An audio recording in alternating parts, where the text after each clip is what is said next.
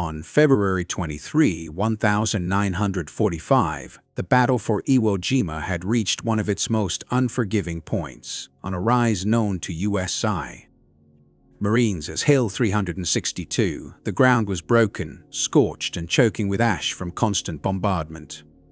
Visibility was poor, survival odds were worse.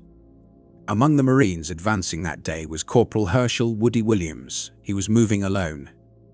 Strapped to his back was a heavy load of steel cylinders, fuel, and compressed gas equipment that transformed him into one of the most valuable and most vulnerable soldiers on the battlefield. Williams advanced by crawling. Smoke hung low, mixed with sulfurous volcanic dust that clung to skin and lungs. Ahead of him lay what remained of his demolition team.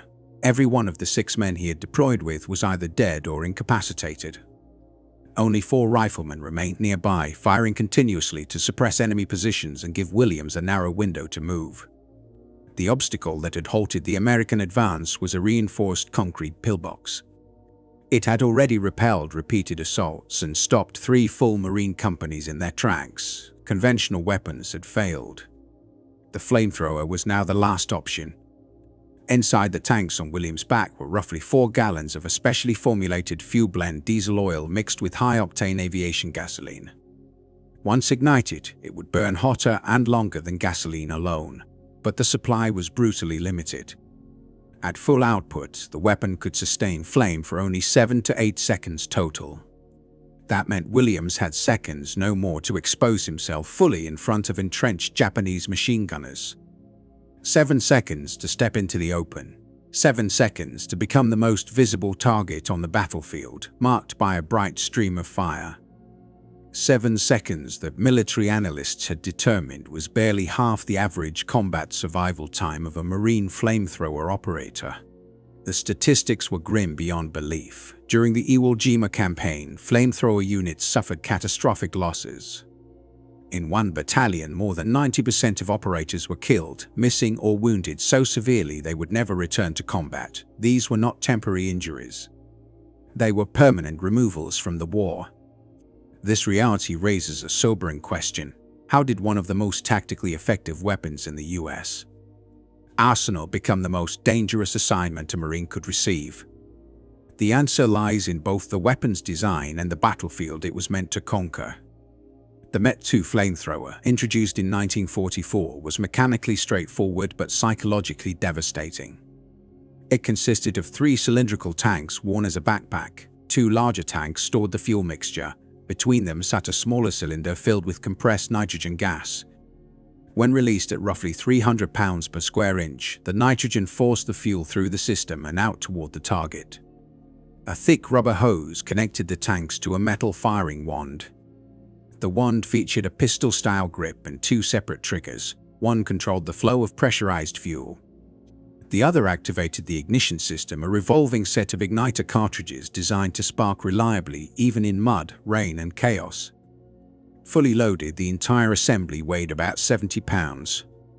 In testing and ideal conditions, the M2 could project flame effectively to about 20 meters, with occasional reach up to 40 meters. On Iwo Jima, ideal conditions did not exist. Uneven terrain, heavy smoke, and fortified cave systems meant operators had to move dangerously close to enemy positions. Fuel consumption was extreme. Continuous firing burned nearly half a gallon per second. Veterans quickly learned to fire in short bursts, carefully rationing each squeeze of the trigger.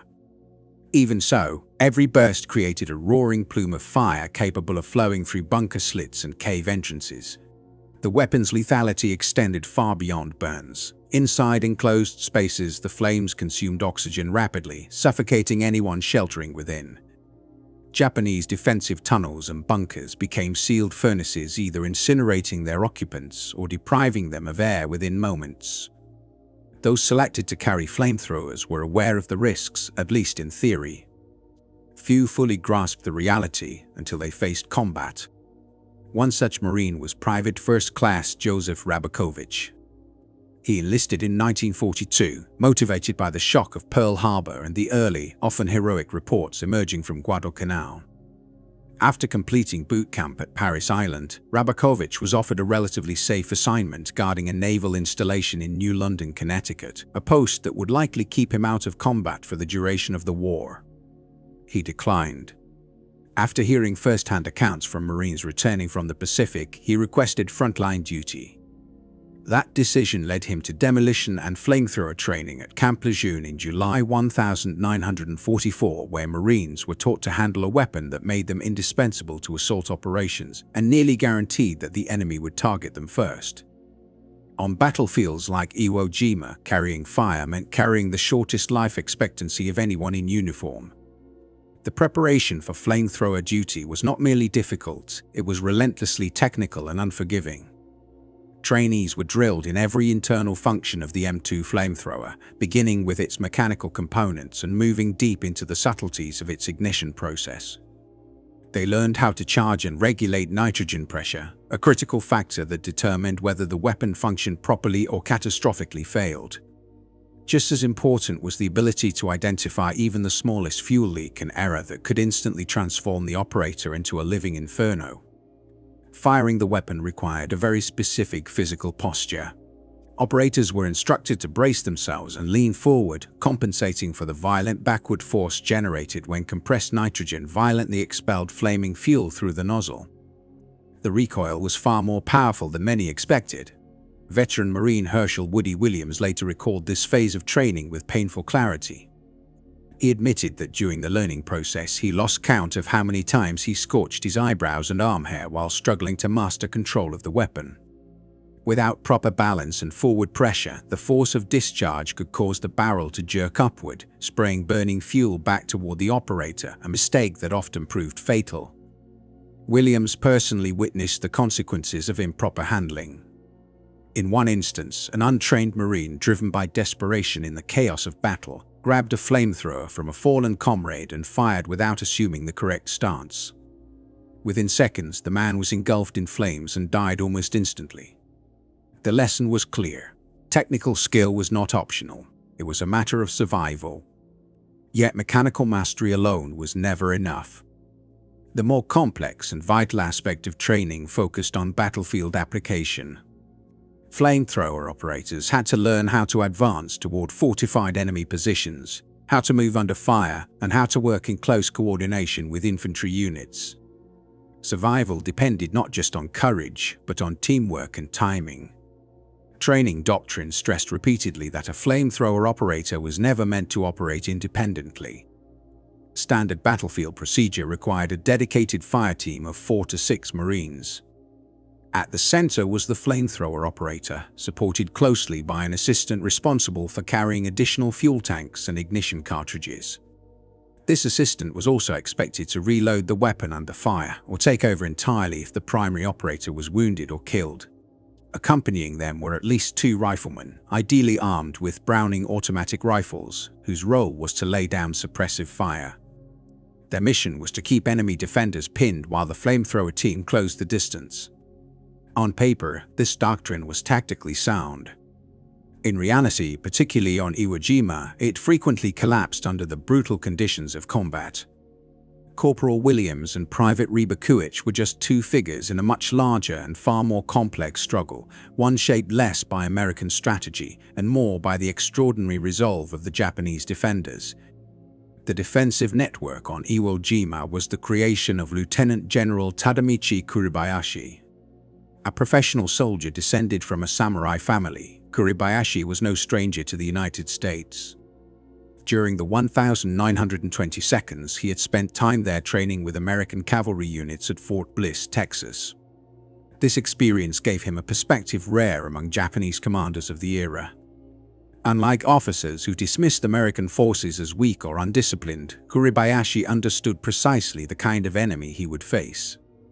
Years earlier, he had written candidly to his wife, warning that the United States was the one nation Japan should avoid confronting in war. He described America's industrial power as immense and astonishing, and its people as adaptable, energetic, and resourceful. Above all, he believed that American combat capability was dangerous precisely because it was so often underestimated. That understanding would shape the battle to come. In May 1944, Prime Minister Hideki Tojo personally appointed Lieutenant General Tadamichi Kuribayashi to oversee the defense of Iwo Jima. From the outset, Kuribayashi recognized the harsh reality: outright victory against the United States was impossible. Yet he believed he could engineer a defense so costly that the American military might reconsider a full-scale invasion of Japan itself. Kuribayashi arrived on Iwo Jima in June 1944 and immediately set about transforming the small volcanic island into one of the most formidable fortresses in the Pacific theater. He deliberately departed from the conventional Japanese military approach. Rather than meeting invading forces at the shore with massed defenses, he allowed American troops to land freely. Instead of ordering reckless banzai charges that would result in heavy casualties for minimal tactical advantage, he focused on conserving his forces and compelling the enemy to methodically clear each defensive position. His plan was both straightforward and brutally effective: create a defense in depth that maximized American losses through prolonged engagement and well-coordinated fire from interlocking positions impervious to naval or aerial bombardment. To realize this vision, Kuribayashi mobilized his 23,000-strong garrison in an unprecedented engineering effort. Approximately one-quarter of his men were assigned to construction and tunneling operations. Skilled mining engineers were brought from Japan to design an underground fortress capable of withstanding the most intense bombardment.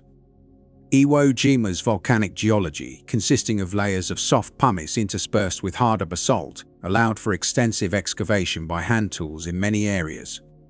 Where manual excavation was impractical, explosives and pneumatic drills were employed. Over an 8-month period, Japanese engineers carved more than 11 miles of tunnels into the island's volcanic core, producing a complex, multi-layered defensive system extending as deep as 75 feet below the surface. The tunnel network was exceptionally sophisticated. Large subterranean chambers capable of housing 300 to 400 men functioned as barracks, command centers, and storage spaces for ammunition, food, and water. Smaller caves, often designed for just a few soldiers, served as firing positions. These tunnels interconnected every defensive site, allowing troops to move undetected, reinforce threatened areas, withdraw from positions that became untenable, and return to locations the Americans mistakenly believed were cleared. Ventilation shafts maintained air circulation, though careful management was required in sections where volcanic gases presented hazards. Multiple access points ensured that no single breach could trap soldiers. At the core of this network, the Nanpal bunker, serving as the naval command post, was positioned 90 feet underground and stocked to sustain its personnel for up to 3 months. On the surface, Kuribayashi's forces erected over 600 reinforced concrete pillboxes and blockhouses, further enhancing the island's defensive capability. Every aspect of the construction reflected a meticulous and methodical approach designed to impose maximum casualties on the invading forces while preserving the integrity of Japanese positions for as long as possible. The defensive positions on Iwo Jima were far from makeshift.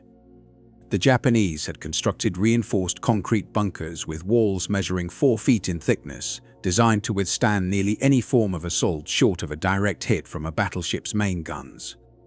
These fortifications were carefully arranged to create overlapping fields of fire. Each strongpoint could provide supporting fire for its neighbors, ensuring that any Marine attempting to assault one pillbox would immediately face flanking fire from multiple directions. Small openings or loopholes allowed Japanese machine gunners to operate with almost complete protection, while extensive camouflage using volcanic ash and native vegetation rendered the positions virtually invisible until they unleashed their firepower. Every weapon emplacement was deliberately sited to cover critical areas: the beaches, the 2 functioning airstrips, and all naturally accessible routes across the island. The defensive armament was extensive and formidable. Kuribayashi's forces controlled roughly 300 anti-aircraft guns, 120 large-caliber naval cannons ranging from 4.7 to 6 inches, 438 pieces of artillery, 69 anti-tank weapons, and 23 tanks. Ammunition stockpiles were immense, including some 22 million rounds for small arms. The island was peppered with concealed machine gun nests and sniper positions, covering almost every inch of terrain. Among the more fearsome weapons were 320mm spigot mortars, which fired massive shells in high arcs before slamming down with devastating impact. Kuribayashi meticulously designed this network so that no sector of Iwo Jima was free from defensive fire. Attacking forces would find no sanctuary anywhere on the island. The strategic significance of Iwo Jima stemmed largely from its location. The island sits nearly equidistant from American air bases in the Mariana Islands and Tokyo, approximately 750 miles from each.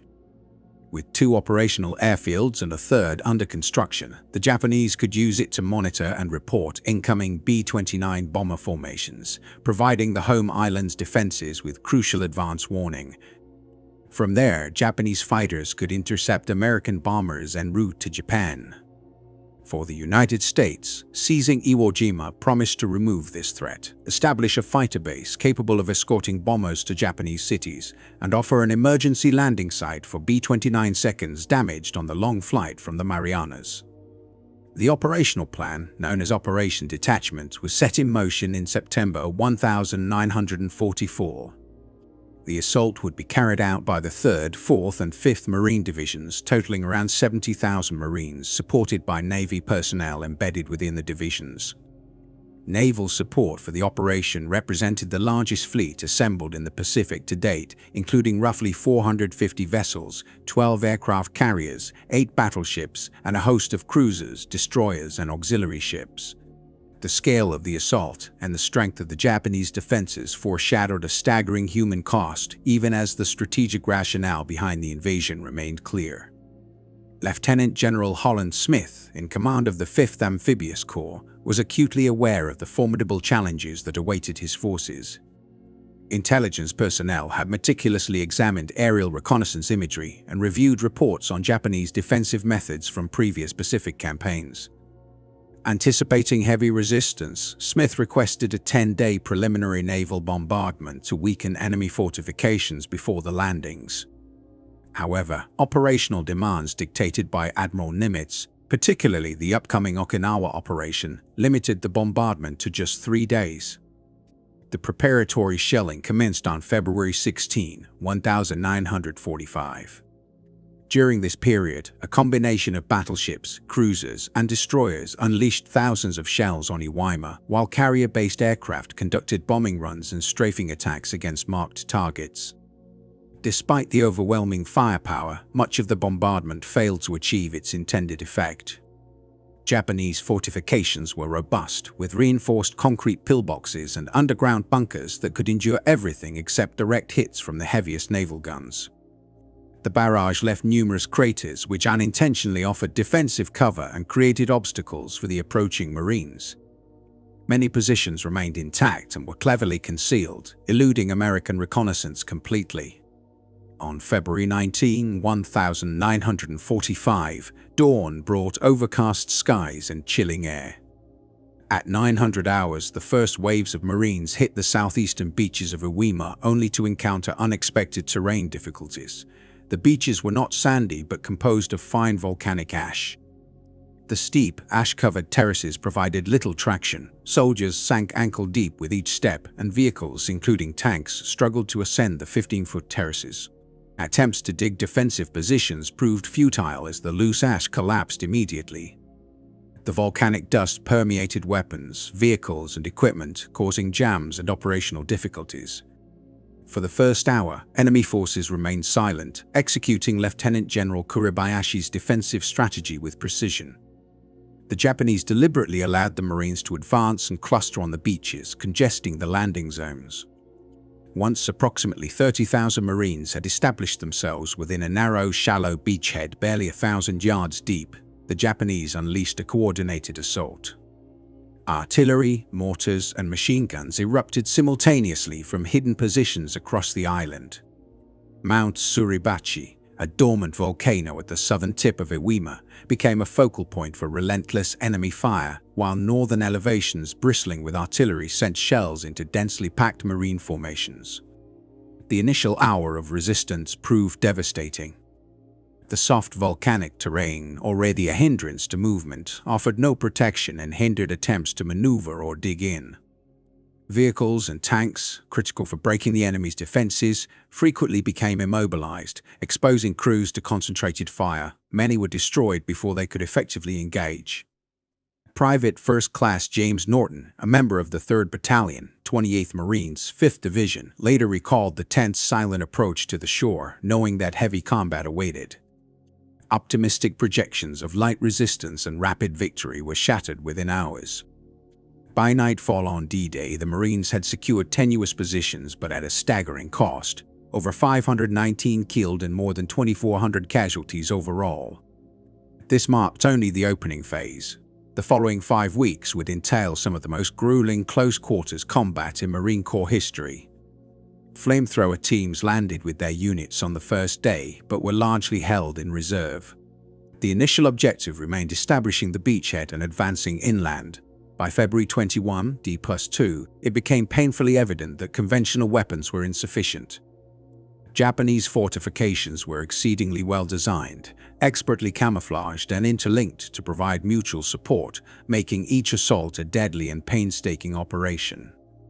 Artillery barrages and naval shelling could obliterate exposed enemy positions, yet they proved largely ineffective against the extensive networks of Japanese tunnels and bunkers. Infantry assaults carried out without specialized support often led to devastating losses. Success depended heavily on Marines trained in demolition and the use of flamethrowers, weapons designed specifically to neutralize fortified emplacements. Corporal Woody Williams arrived with the 3rd Marine Division on February 20, assigned as a demolition sergeant. Despite his formal title, his principal responsibility was operating the M2 flamethrower. He commanded a 6-man unit composed of flamethrower specialists, Marines trained to close in on enemy strongpoints and destroy them through a combination of explosives and incendiary fuel. Prior to Iwo Jima, Williams had already seen action on Guam, where he gained first-hand experience of the flamethrower's destructive potential and the extreme dangers associated with its use. The tactical doctrine for deploying flamethrowers was relatively simple in principle. When advancing infantry encountered a heavily fortified position that halted progress, a flamethrower team would be called forward. Riflemen, typically armed with Mungarins or Browning automatic rifles, would provide suppressive fire to pin down defenders within pillboxes or cave entrances. Under this protective cover, the flamethrower operator, often accompanied by an assistant and sometimes additional riflemen, would advance to within effective range, ideally no more than 20 meters from the target, before unleashing streams of flaming fuel until the position was neutralized or the fuel supply exhausted. Reality on Iwo Jima, however, diverged sharply from this theory. The Japanese defensive setup featured interlocking fields of fire, meaning suppressing one position inevitably exposed Marines to fire from others. Approaching a single pillbox safely was nearly impossible. Elevated sniper positions further amplified the threat, as operators became highly visible targets. The M2's bright flame was easily observed at great distances, effectively marking the operator for enemy fire. The weapon's weight, the resistance of its hose, and the need for precise aiming limited mobility, leaving the operator almost stationary while engaged. The flamethrower's tanks, though made from thick steel and generally bullet-resistant, were not impervious. A direct hit from heavy caliber rounds or nearby explosions could rupture the nitrogen pressurization tank or the fuel reservoirs. A punctured nitrogen tank could result in catastrophic blowback, while a compromised fuel tank in the presence of flame could instantly ignite, incinerating the operator. Japanese troops were acutely aware of these vulnerabilities and aimed their fire with lethal precision. The psychological burden on flamethrower operators was extreme. They were high-priority targets for every soldier who could see them, and their chances of survival diminished with every mission. Surrender was not an option. Approaching Marines were invariably met with desperate, often suicidal resistance. Some defenders attempted to close in with bayonets, while others waited for the operator to become completely exposed before delivering concentrated fire.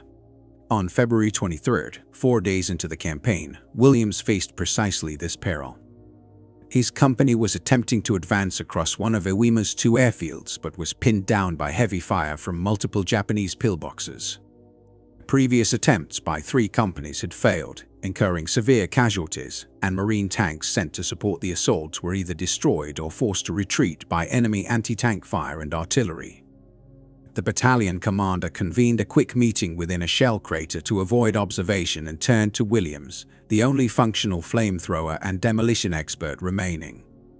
Fully aware of the risks his entire unit had already suffered losses, Williams understood that success was critical. Without neutralizing the pillboxes, his company would remain trapped under relentless fire, unable to advance or withdraw. He selected 4 riflemen to provide covering fire, a near-impossible assignment that resulted in the loss of 2 of them later that day. What followed over the next 4 hours, later cited in Williams's Medal of Honor citation, constituted extraordinary courage and selflessness under fire. Against overwhelming odds, he repeatedly exposed himself to enemy fire, employing his flamethrower and demolition expertise to systematically destroy fortified positions, enabling the Marines to continue their advance while saving countless lives in the process. Williams advanced cautiously toward the first enemy fortification, dragging his M2 flamethrower across the volcanic ash that covered the terrain. Despite the heavy fire from Japanese machine guns striking nearby tanks, their thick armor provided sufficient protection. Moving within approximately 25 yards of the pillbox, he unleashed a powerful stream of flame directly into the entrance, neutralizing the position. He then approached the next fortification, noticing a thin plume of smoke escaping from a ventilation shaft in the reinforced concrete roof. Climbing atop the structure, he directed the flamethrower into the vent, ensuring the defenders inside were eliminated. Over a grueling period of more than 4 hours, Williams returned to his own lines on 5 separate occasions to refill his fuel tanks and replace ignition cartridges. Each time, he exposed himself to enemy fire while moving back to engage additional positions. On one occasion, he confronted Japanese soldiers charging with bayonets, intent on killing him before he could operate his weapon. He repelled them with a short-range burst of flame, which consumed all available oxygen and immediately asphyxiated the attackers. In another engagement, Williams came under simultaneous fire from 3 directions, leaving him no choice but to press forward, as halting would have guaranteed death. His supporting riflemen, initially 4 in number, were gradually reduced to 2 due to casualties, and their covering fire was barely sufficient to suppress the enemy long enough for him to carry out each attack. By the end of the operation, Williams had single-handedly eliminated 7 key pillboxes that had stalled the advance of 3 Marine companies. He expended dozens of gallons of flamethrower fuel, survived wounds that would normally have warranted a Purple Heart, and demonstrated why flamethrower operators, despite suffering casualty rates approaching 92%, were among the most critical specialists on Iwo Jima. While Williams' actions were remarkable in their success, they were indicative of the extreme risks faced by flamethrower operators. Private First Class Joseph Ribachu experienced comparable dangers during his month-long deployment on the island. Landing on February 21st with a load of 90 pounds of gear, including his flamethrower, he immediately succumbed to seasickness and fell face-first into the ash before engaging the enemy. Over the next 30 days, he would destroy 7 pillboxes and fortified caves, each encounter presenting a new ordeal of exposure, fire, and enemy counterattacks. On March 8th, Ribachu's unit advanced through a narrow gully when they came under fire from a pillbox positioned slightly above them. The confined terrain left little room to maneuver, and machine gun fire killed 4 Marines and wounded 5 before the unit could seek cover. Ribachu provided first aid to 2 injured comrades, carrying them back to the dressing station despite nearby grenade explosions and shrapnel grazing his hands. Once his task was complete, he returned to the front line, requested covering fire from a nearby Browning automatic rifle team, and advanced to engage the pillbox with his flamethrower, directing a sustained stream of flame that completely neutralized the enemy position. The following day, a medical officer treated his bloodied hand, temporarily evacuating him for care. After receiving treatment, Ribachu returned to the fight, fully aware that he would face the same lethal threats repeatedly until either killed or the battle concluded. The high casualty rates among flamethrower operators were the result of several converging factors. First, effective use required closing to within approximately 20 meters of fortified positions, putting operators directly in the line of highly accurate enemy fire. Contrary to wartime propaganda, Japanese defenders proved consistently precise, inflicting significant casualties. Second, highly visible, the orange flames and rising smoke instantly revealed their locations. Even when not actively firing, the silhouette of the flamethrower backpack marked the individual as a primary target. Third, the weapon's limited fuel supply, typically only 7 to 8 seconds of continuous burn time, required operators to make every burst count.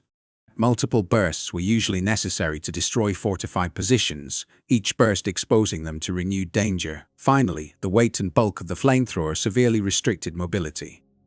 A Marine with a standard Mone Garand could sprint, dive, and zigzag to evade enemy fire, but a flamethrower operator carrying nearly 70 pounds of tanks and hoses had limited speed, balance, and the ability to fire accurately while moving.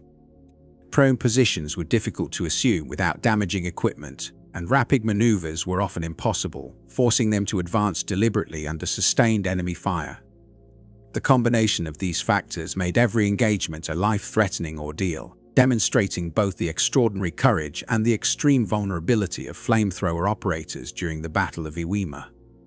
The fifth element in understanding the extreme danger faced by flamethrower operators was psychological. Japanese troops quickly recognized these soldiers as their most formidable threat. Conventional bombardments, whether from artillery or naval guns, often failed to dislodge defenders hidden in fortified positions or underground bunkers.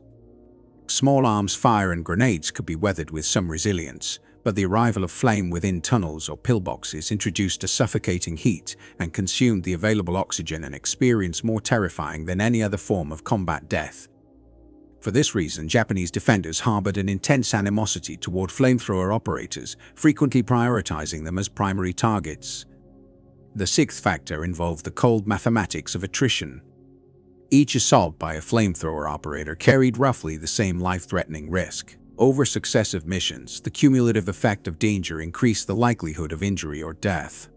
A single operation might be survived through skill or luck, even several in succession, yet after weeks of continuous engagements across numerous fortified positions, the probability of being struck became almost inevitable. When military analysts calculated an average combat lifespan of 4 minutes for these soldiers, they were not assessing the risk of a single action, but rather the aggregate exposure across multiple operations until the operator was ultimately lost. The seventh factor was the omnipresent threat of friendly fire. Pre-assault bombardments from Marine artillery, naval guns, and close air support were critical to weaken Japanese defenses, but they introduced extreme risk to troops positioned near the front lines. Flamethrower operators, who by the nature of their task had to approach enemy fortifications more closely than any other soldier, were particularly exposed.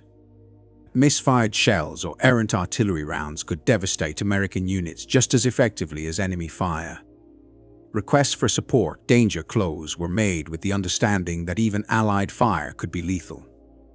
The tragic death of Corporal Edgar O. Anthony exemplified this hazard. On March 3rd, while advancing with Company Y, 3rd Battalion, 26th Marines, 5th Marine Division, a Japanese sniper's bullet struck his flamethrower fuel tanks, igniting a catastrophic leak.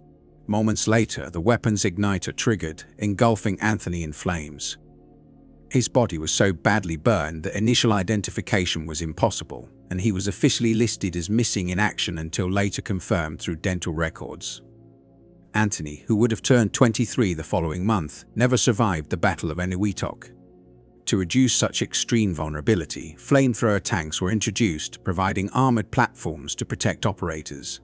The Mufere 3 nicknamed Zippo after the ubiquitous lighter was a Sherman tank retrofitted with a high-capacity flamethrower in place of its main gun. Concurrently, developments at Schofield Barracks in Hawaii under Colonel Unmar yielded the CBH-2 flamethrower systems for tank mounting. These mechanized flamethrowers operated at 300 pounds per square inch and could project flame up to 400 feet, far surpassing the man-portable M2 in range. Their armored hulls offered protection against small arms fire and many artillery fragments, while fuel capacity expanded to 300 gallons compared to the M2's 4-gallon tank.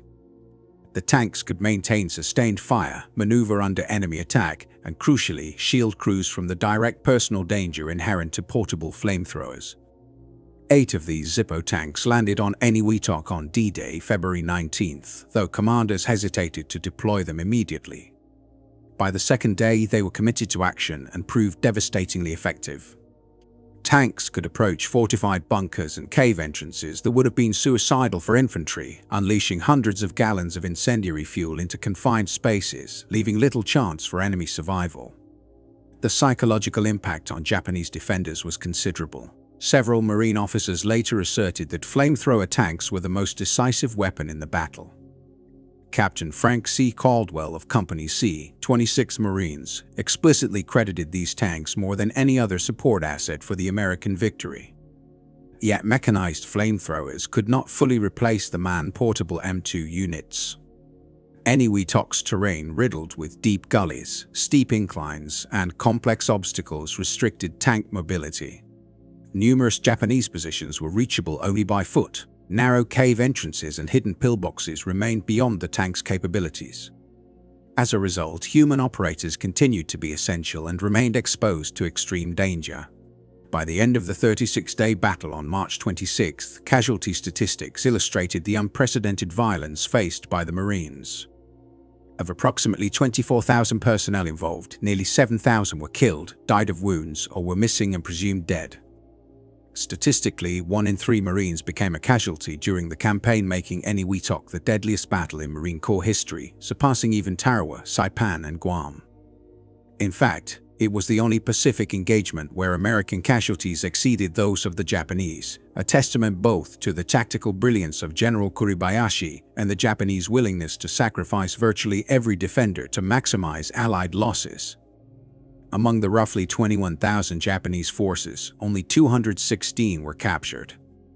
The remainder perished, many incinerated within their positions by flamethrowers, buried alive under collapsed tunnels, or killed during final desperate resistance. Kuribayashi was reported killed in combat during a final counteroffensive on March 26. Although his remains were never conclusively identified, the defensive plan he had implemented, emphasizing layered fortifications, deliberate attrition, and avoidance of wasteful banzai charges, achieved its intended effect. His strategy inflicted substantial casualties on American forces. The Battle of Iwo Jima resulted in 27 Medals of Honor, the highest number awarded for a single engagement in U.S. military history. Of these, 12 were earned in close-quarters combat involving the destruction of entrenched enemy positions, situations where flamethrowers proved indispensable. Only half of those 12 Marines survived to physically receive their decorations. The remainder perished during the very actions that merited the honors. Woody Williams was presented with the Medal of Honor by President Harry Truman in October 1945. When he passed away in 2022 at the age of 98, he was the last living American World War II Medal of Honor recipient. Williams' post-war years were marked by severe post-traumatic stress, haunted by memories of the soldiers he had killed, the cries of Japanese troops engulfed in flames, and the deaths of his comrades. Relief came only after a religious awakening in 1962, which brought an end to his recurring nightmares.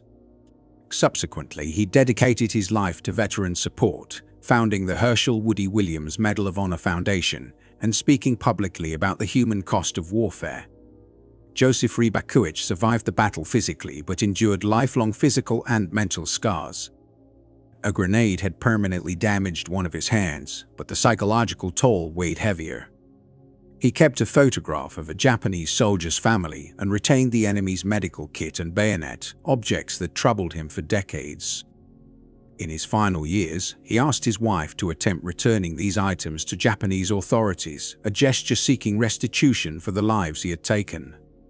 Unfortunately, the Japanese consulate in San Francisco displayed little interest. Rybakiewicz wrestled continuously with the moral consequences of his actions, especially knowing that in the caves near the end of the battle, defenders might include non-combatants, elderly, women, or children, making the flamethrower indiscriminately lethal. Flamethrower operators suffered some of the most extreme losses of any specialized unit in U.S. military history. One battalion faced a 92% casualty rate, while a typical infantry rifle platoon sustained roughly one-third that level.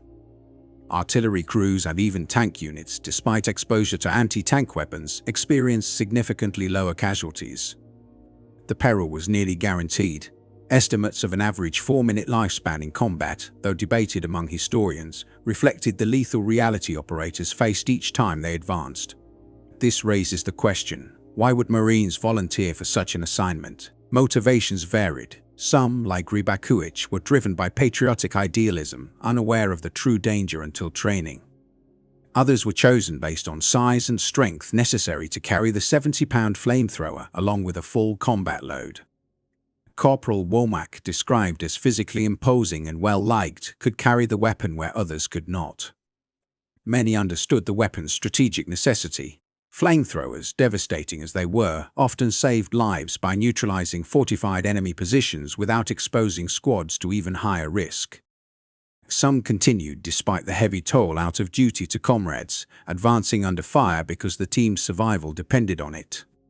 Private First Class Rudy Ortiz exemplifies this sense of responsibility. Though inexperienced with flamethrowers, he repeatedly volunteered after 2 trained operators were lost. He transported the weapon under intense fire, contributing to the destruction of 10 Japanese pillboxes, before being killed on March 1 while attempting to evacuate his company from heavy bombardment. Ortiz acted out of necessity and loyalty, not obligation or prior expertise. The strategic significance of Iwo Jima remains debated. Officially, the island's capture aimed to neutralize Japanese early warning systems, reduce aerial harassment, and establish emergency airstrips. Post-war assessments note that over 2,200 B-29 bombers made emergency landings on Iwo Jima, potentially saving around 24,000 crew members. However, revisionist historians like Captain Robert Burl contend that many of these landings were routine refueling stops, casting doubt on the scale of emergency landings. In sum, the battle illustrated the brutal efficiency of Kuribayashi's defense, the extraordinary sacrifices of American troops, particularly flamethrower operators, and the profound psychological and moral consequences that endured long after the guns fell silent. The events at Iwo Jima exemplify both the tactical brilliance and the human cost inherent in high-intensity conflict. The planning for future operations during World War II often did not include input from the Marines, who would ultimately bear the heaviest costs in human life. Strategic decisions were made at high levels based on calculations that were frequently debated and uncertain. What cannot be disputed, however, is that the brutal experience on Iwo Jima fundamentally reshaped American military strategy. The staggering losses suffered convinced U.S. military leaders that any invasion of Japan's main islands would result in an unprecedented toll. Estimates for Operation Downfall, the proposed campaign to invade the Japanese home islands, projected casualties ranging from several 100,000 to potentially over 1 million American troops. The extreme resistance encountered on Iwo Jima, where Japanese defenders fought almost to the very last man, strongly suggested that opposition on the Japanese mainland would be even more relentless. The combined weight of Iwo Jima's bloodshed and the subsequent even deadlier Battle of Okinawa contributed to President Truman's decision to deploy atomic bombs, with the rationale that ending the war swiftly could ultimately save lives by preventing a full-scale invasion. For those Marines who operated flamethrowers on Iwo Jima and survived, returning to civilian life proved extraordinarily difficult. The psychological scars left by the battle were deep. Woody Williams, a flamethrower veteran, described pushing the memories into the far corners of his mind, acknowledging the lasting emotional consequences of taking human life. The act of operating a flamethrower was uniquely traumatic. Unlike riflemen who could sometimes emotionally detach from the targets of their fire, or artillery crews who rarely witnessed the immediate effects of their bombardment, flamethrower operators were confronted with the full, visceral reality of their actions. They heard the agonized cries of those engulfed in flames, smelled burning flesh, and observed desperate attempts to escape that almost invariably ended in death. The moral and emotional weight of these encounters was profound, leaving enduring effects on many operators. Some, like Kuribayashi, preserved items taken from enemy casualties, including photographs of families, which later served as painful reminders of the human lives lost. These personal mementos underscored that every soldier killed had once been someone's spouse, parent, or child. The environment of the battle added further moral complexity. Flamethrower attacks on cave fortifications could not always distinguish between entrenched Japanese soldiers and non-combatants, such as Koreans forced into labor or Okinawan civilians seeking shelter. This indiscriminate destruction contributed to a lasting psychological burden. Although post-traumatic stress disorder would not be formally recognized for decades, its effects were evident among flamethrower crews. Extended combat exposure, the intensely personal nature of their lethal work, survivor guilt, and the moral dilemmas posed by their missions combined to create a severe mental toll. Many veterans struggled with recurring nightmares, depression, substance abuse, and difficulty reintegrating into civilian society, often remaining silent about their experiences for decades. Iwo Jima's impact extended beyond individual trauma, shaping Marine Corps operational doctrine for years to come. The battle validated the effectiveness of combined arms operations that integrated infantry, armor, artillery, naval gunfire, and close air support. It highlighted the value of specialized weapons, particularly flamethrowers, in neutralizing heavily fortified positions. Japanese General Kuribayashi's tenacious defensive strategies not only informed Japanese military thinking but also taught USI planners the extreme costs that determined defenders could inflict, even when facing inevitable defeat. Lessons from Iwo Jima were analyzed globally, influencing defensive planning from the Cold War to contemporary counterinsurgency operations. The Marine Corps War Memorial near Arlington National Cemetery, unveiled in 1954, immortalizes the iconic flag raising captured by Joe Rosenthal atop Mount Suribachi. While the monument celebrates Marine bravery and sacrifice broadly, it carries special significance for those who fought at Iwo Jima. Of the 6 Marines depicted in the photograph, 3 were killed in action on the island. Franklin Sousley fell to sniper fire on March 21, Harlan Block was struck by mortar fire on March 1, and Michael Strank died under Marine artillery on March 1. The memorial honors all Marines, yet for veterans and historians, it resonates particularly as a testament to the courage and cost endured during Iwo Jima. Fleet Admiral Chester Nimitz, speaking at the dedication of the 3rd, 4th and 5th Marine Division cemeteries on Iwo Jima in March 1945, delivered remarks that would resonate throughout Marine Corps history. He noted that, on that small volcanic island, extraordinary courage was a shared characteristic among those who fought there. This courage was perhaps most striking among the Marines who operated flamethrower soldiers who willingly moved into almost certain peril to protect their comrades and fulfill critical objectives. These men understood the odds. A casualty rate approaching 92% meant survival was highly unlikely. Yet they carried their heavy, cumbersome weapons forward, driven by loyalty to their fellow Marines, the necessity of the mission, and the stark reality that someone had to take on the most dangerous roles. The flamethrower, a 70-pound device carrying fuel for only about 7 seconds of continuous flame, with an effective reach of roughly 20 meters, was unmatched in its ability to eliminate fortified Japanese positions on Iwo Jima. But this effectiveness came at a devastating personal cost. Nearly all of the operators who deployed suffered injuries or death. Survivors often bore permanent physical and emotional scars. Many who perished were burned beyond recognition, interred in mass graves, or classified as missing when their remains could not be recovered. Today, the island has reverted to Japanese administration and is known officially as Ioto, reflecting proper Japanese pronunciation. It is sparsely populated, primarily serving as a self-defense force installation, with public access limited. The remnants of tunnels and fortifications remain, slowly decaying but still discernible. The beaches, once landing points for Marines, are largely unchanged, still darkened by volcanic ash. Each year, veterans who can manage the journey return on the anniversary of the landing. Their numbers dwindle annually. Even the youngest of these men are now approaching 100 years old. They stand at memorials on those same ash-laden beaches, paying tribute to those who did not return. Among these veterans was Woody Williams, who visited Iwo Jima numerous times before his passing. He participated in reunions with Japanese veterans, men who had been adversaries but now shared memories of the same harrowing battle. These encounters, referred to as reunions of honor, allowed former enemies to reflect on courage, sacrifice, and the costs of war from a perspective shaped by decades of hindsight. Williams described how American troops arrived as foes but departed with a deep understanding of human bravery and the profound consequences of combat. The flamethrower crews themselves were a diverse cross-section of Americans, volunteers and draftees, young men from farms, cities, colleges, and factories. Ordinary individuals placed into extraordinary circumstances. Their training was brief but intense, preparing them to wield a weapon that could very well end their lives. They advanced into fortified defenses under fire, carrying tanks filled with flammable fuel, marked by blazing flames that made them easy targets. In one battalion, the casualty rate reached 92%. This stark statistic reflects the harsh reality of specialized warfare. Commanders recognized the lethal risk.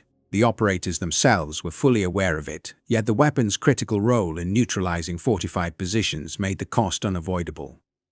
In the calculus of battle, certain lives were knowingly placed in extreme danger to preserve others and achieve overarching objectives. Iwo Jima's human toll underscores this truth: roughly 700 Americans killed, 20,000 wounded, and 21,000 Japanese dead on an 8-square-mile island, producing more than 2,700 American casualties overall. Among these, flamethrower operators suffered the highest proportional losses of any unit type, acting as the spearhead most exposed, most targeted, most vulnerable.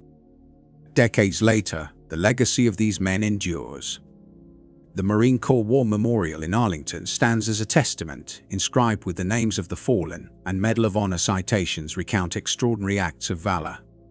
Yet behind the official records and statistics were human beings, young men who carried literal fire into combat, who faced near certain death, and who did so because duty and loyalty demanded it.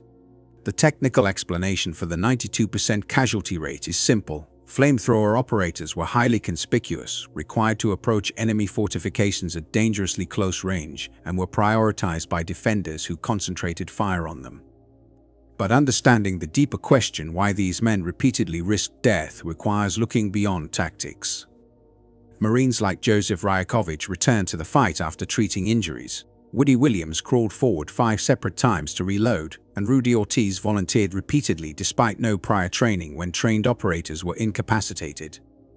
The answer lies in their bonds as comrades, their refusal to leave wounded friends behind, and their commitment to a cause greater than themselves. These men were not reckless nor ignorant. They were fully cognizant of the dangers. Their willingness to advance in the face of almost certain death is a defining example of pure courage, embracing extreme personal risk to safeguard others. The staggering casualty rate among Iwo Jima's flamethrower operators is both a testament to the lethal nature of their duty and a lasting reminder of their extraordinary bravery. They entered the fire, often expecting not to return, and in doing so, they secured a place in history that will never be forgotten.